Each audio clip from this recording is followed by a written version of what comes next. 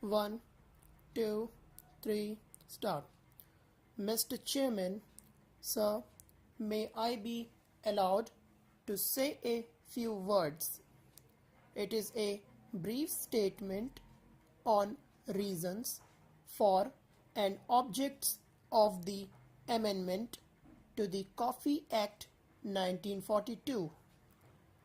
The Coffee Act 1942 had made it compulsory for growers to pool all their produce and place it at the disposal of the coffee board established under that act.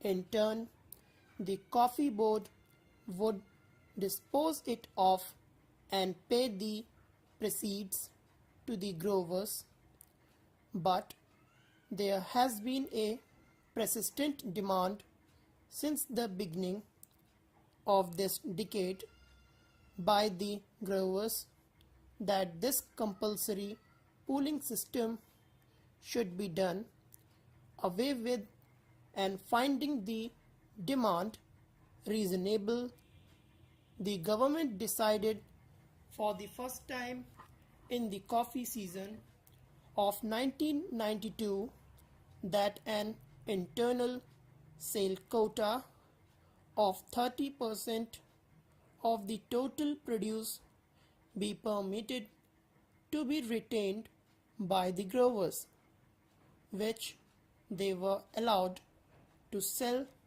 in the internal market.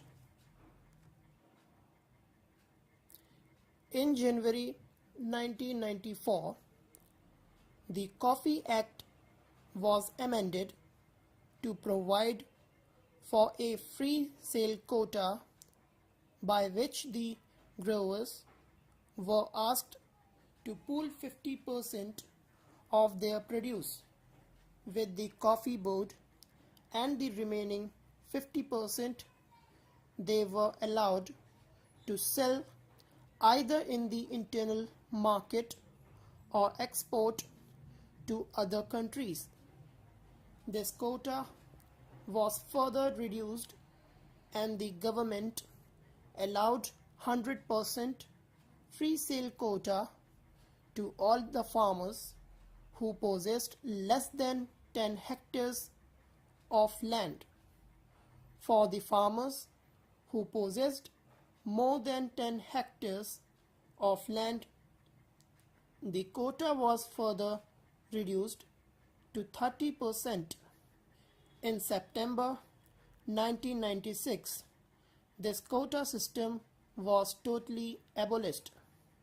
It was abrogated, so it became necessary to effect the changes in the Coffee Act 1942 and certain provisions which governed the pooling of coffee have therefore to be deleted.